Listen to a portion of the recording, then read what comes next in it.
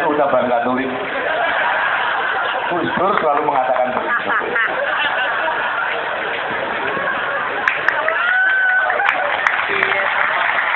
Dan hanya Gus Dur yang mungkin bercanda seperti itu. Aku yang bercanda bahasa biasa.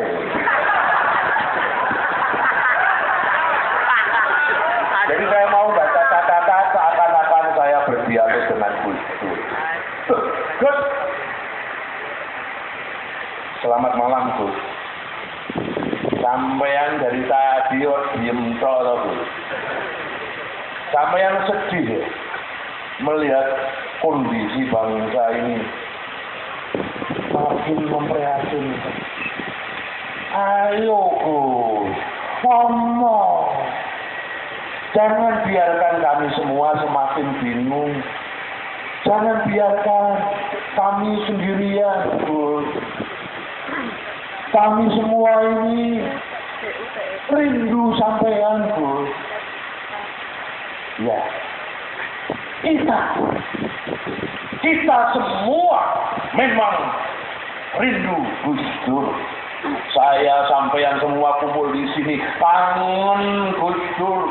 Makanya kita berkumpul, kita kangen dengan guyon-guyonnya, kangen dengan pikiran-pikirannya, kangen dengan gagasan-gagasannya, kangen dengan sikapnya yang membela siapapun yang membutuhkan pembelaan.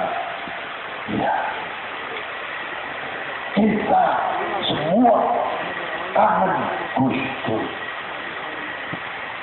Mendengar pernyataan ini mungkin di atas sana Gus Dur cuma tertawa.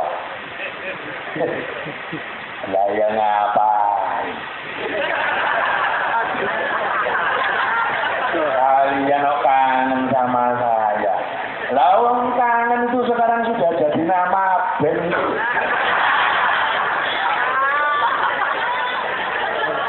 Saya ingin tanya kepada kalian semua, apakah kalian kangen Gus Dur? Kalian semua rela datang dari jauh-jauh, dari Lumajang, dari pojokan Jawa Barat, dari Jawa Tengah, Maluku, Papua datang ke sini karena semua merindukan Gus Dur. Itulah yang disebut ketulusan. Kita semua datang ke sini karena kita tulus mencintai Gus Dur. Kita mengingat Gus Dur karena kita memang tulus ingin mengingatnya. Bukan karena dipaksa atau dibujuk untuk mengingatnya.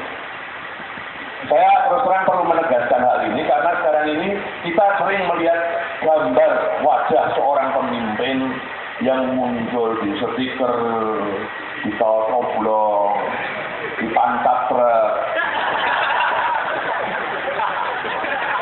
Pemimpinnya gagah-gagah. Di penak zaman dulu ya. Menurut saya Mas Prabowo. Jelas orang tua ini.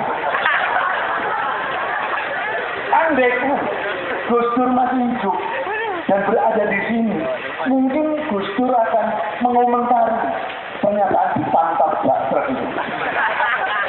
Bisa baru kepenak zaman dulu penak opo lah kepenak piye apa-apa lo ndak ingat dulu waktu muktamar NU saat saya dicalonkan jadi ketua PBNU kan Pak Harto yang mau jegal saya biar ndak jadi ketua NU. Itu aja harus dibilang enak. Kita semua tentu masih ingat peristiwa itu. Bagaimana Orde Baru berusaha menekan Gus Dur di zaman itu. Zamannya Mas Prabowo dulu. Saat Orde Baru begitu kuat-kuatnya Gus Dur dianggap menjadi ancaman karena terus memperjuangkan demokrasi.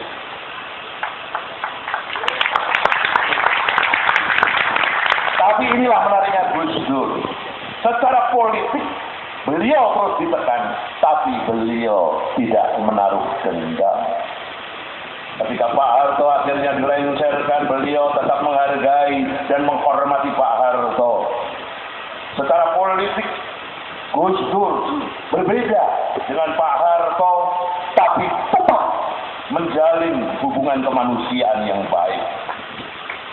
Seperti yang pernah dikatakan Gus Dur. Yang lebih penting itu, lebih penting dari politik adalah kemanusiaan. Sikap politik Gus Dur ini bukan saja karena dia seorang kiai NU yang menjunjung tinggi sikap toleran, tetapi juga karena Gus Dur adalah seorang humanis. Politik bagi Gus Dur bukan semata-mata alat untuk merebut kekuasaan, tetapi justru menggunakan kekuasaan itu untuk memperjuangkan keadilan dan kebenaran. Memang banyak yang mengatakan keadilan dan kebenaran itu tergantung menurut siapa dan untuk kepentingan siapa. Bagi seorang politikus, keadilan itu biasanya tergantung apa? Kepentingan partainya. Bagi seorang hakim, keadilan tergantung seberapa besar ongkos cobaannya. Bagi seorang koruptor, keadilan tergantung seberapa besar bagian yang didapatnya. Sementara polisi, Kapolri, aman di Pak Darman. Sementara bagi polisi, keadilan itu seringkali ditentukan seberapa gendut rekeningnya. Boleh jaminannya Pak Darman mana? Dengan berkelakar, Gus Dur pernah bilang, kalau kita mau belajar soal keadilan, ya belajar saja sama supir angkot. Penjelasannya gimana sih? Ya karena bagi supir angkot, keadilan itu jauh dekat ya sama angkot.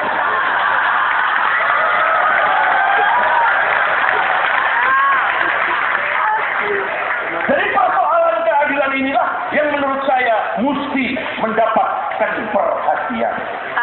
Keadilan harus memberikan rasa aman, rasa nyaman bagi siapapun.